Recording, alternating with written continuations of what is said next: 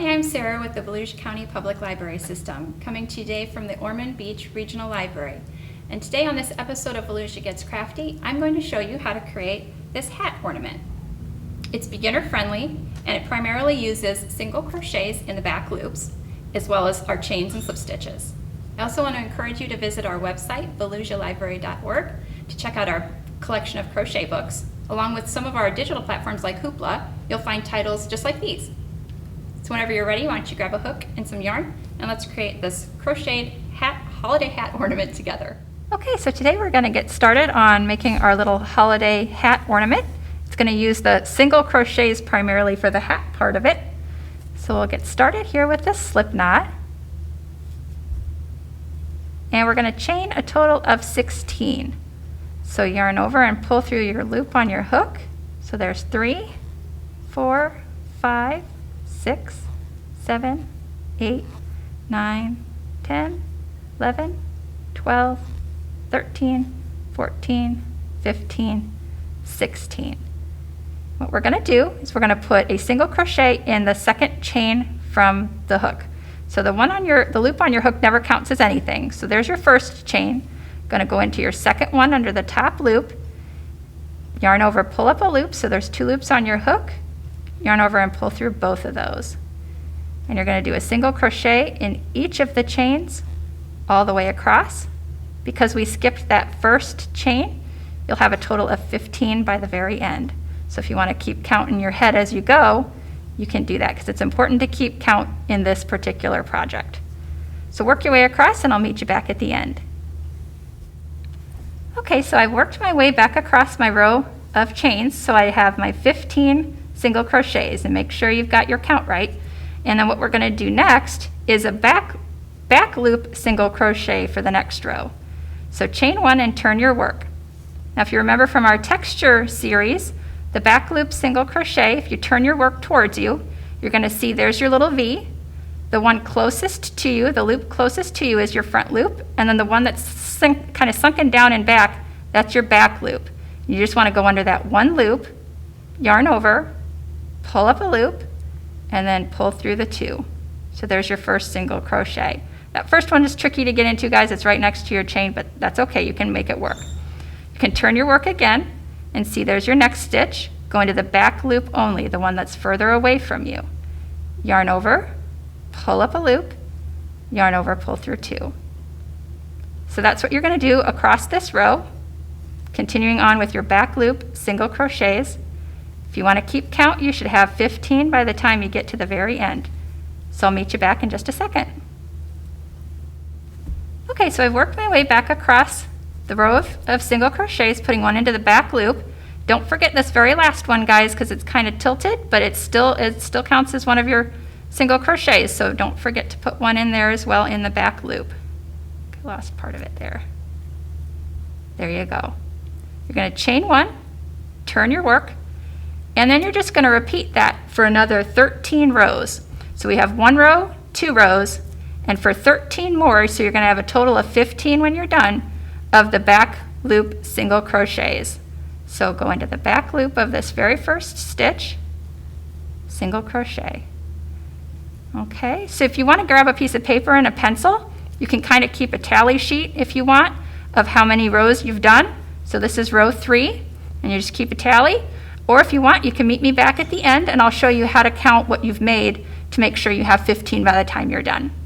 So if you want to keep going, and I'll meet you back in just a minute. Okay, so I've just completed my 15 rows of single crochets in the back loop.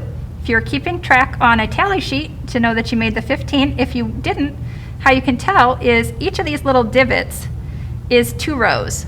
So if you put your finger in 1, so there's 2, 4, 6, 8, 10, 12, 14, and then this last little one that goes down is 15. Plus your tail will be on the left-hand side when you're finished, so that's another way to know. So to continue on, we're going to chain 1 and turn your work. And we're going to fold the project back and behind and create a little sandwich. Then you're going to go into the back loop of your very first single crochet like you've been doing. And you're also going to go into the very first loop of your chain that's right next to the slip knot that you made at the beginning. And then you're going to yarn over and pull through both of those loops and also the one on your hook for a slip stitch. And you're going to slip stitch in the back loop of each of the front single crochets and then into one of the loops in the back chain that we started with. And you're going to do that all the way across. Now there's no front or back loop to the chain in the back, so if you get under one loop or two, it doesn't matter. But you're just going to continue in this fashion across, and you're just joining the two pieces of material together. Okay, so I'll let you continue along, and I'll meet you here in just a second at the end. Okay, so I've gone ahead and slip stitched into the back loop of the single crochet and into the loop of the chain on the opposite side. So I've created a little log of sorts, okay? If you come to the end and your stitches are off a little bit, it's okay. Just keep going into the front and to the back until you get them evened out the best you can. This is the inside of the hat anyway, so it really doesn't matter. So what I've done is I've fastened off a very long tail, and that's what you want to do too, about a foot long. And we're going to chain one and pull that long tail through and cinch it tight. Then we're going to take one of our needles and we're going to thread the yarn onto the needle. Okay, and then what we're going to do is we want to cinch in the top of this little log. So you're going to go in and out of the tops of the stitches. So it doesn't even need to go in any place in particular. Just in and out and pull it through, in and out, and you just go like this all the way around, keeping towards the top of the work. Like I said, it doesn't need to go in corresponding stitches or anything. It's just in and out. Okay. And when you get back around, you'll know you're back to the beginning because you'll see your little tail at the bottom, right? And then once you're back at the beginning, you're going to just pull, and it pulls your whole top of your hat together. Now to keep it together, we're just going to put our hook or our needle in through one side and out the other. And you're going to just do this a couple times, and this will keep it shut. Okay? And then what we're going to do is put your needle right straight down the center. It's going to come out inside the hat. Reach around for it. I think I went through some of my hat actually too, guys. There we go. And we're going to turn our hat inside out. So this is actually the right side of the hat. Okay?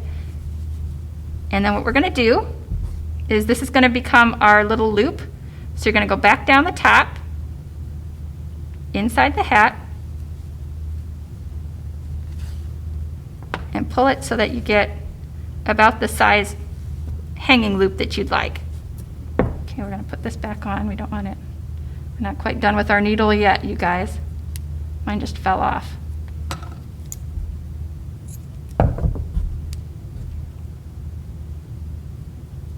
Okay, so kind of keep that steady, turn it back inside out, and what we're going to do is just knot it to the inside of the hat. So however you want to do that, I like to just go under a few stitches to create a little loop and then go back through that loop and tighten it. Okay, I do that a couple times just to make sure it doesn't fall out. Okay, and then you can trim it.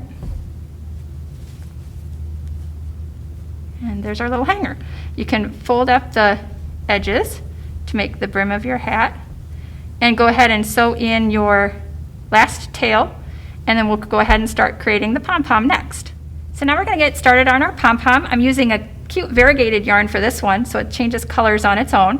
But what you're going to do is take a nice length of yarn, like about a foot long or so, and you're going to drape it between your pointer finger and your middle finger. We're going to use that in just a second. And then we're going to take our yarn and we're going to wrap it around those same two fingers. And you want to try and keep it in the center part of you don't want it to be all spread out. You want to kind of keep it in a pile. And I'm going to go around my fingers 35 times. So there's 1 time, 2, 3, 4, 35. Keep going until you've got 35 times. Don't do it too tight. You don't want to cut off circulation, guys. Okay, and I'll meet you back here in just a second. Okay, so I've gone around my fingers 35 times. So I've got a pretty good amount that's going to make a nice sized pom-pom. What I'm going to do is take these 2 loose strands from my fingers and pull them up, and I'm going to tie them into a knot. And if you can do it while it's still on your finger, it works out best. But if you need to take the loops off your finger, you can try and do it apart from it. But I like to get a little knot made here before I take it off. And then just kind of wiggle them off and set it down, and then you're going to cinch it real tight, guys. This is what's going to hold the pom-pom together. So you don't want to break your yarn, don't pull it so tight that you break it, but cinch it nice and tight, and then put in one more knot to double knot it and keep it from falling apart. Okay, this one that's attached to your ball of yarn, you can just cut a medium size like that. But these 2 long ones we want to keep long, so we want to hold those in our hands. But what we're going to do is go through this little tunnel of loops that we've created and just cut them. Okay, all on the one side. If you miss any, you can go back and get them. And then you're going to get the other side right here. So just go through the tunnel of stitches. Helps if you have a nice sharp scissors. Okay, I think we got them. And then what you're going to do is you're going to floof your pom-pom. Okay, and then we're going to give it a little trim. I'm going to pull in a piece of paper so that I've already got a lot of fuzzies on here, but we'll see if I can help it. Going to give it a little trim, trying to get those really long ones. Don't trim your 2 really, really long tails. We want to keep those because we're going to use them to attach it to your hat. But kind of just give it a nice little trim. Start off slow because you can't get it back once you cut it away. Okay, and you're just trying to floof it so that we hide that piece of string that we tied it shut with. Okay, and if you fuzz it up a little bit, it kind of makes it cute. If they start to fray a little bit.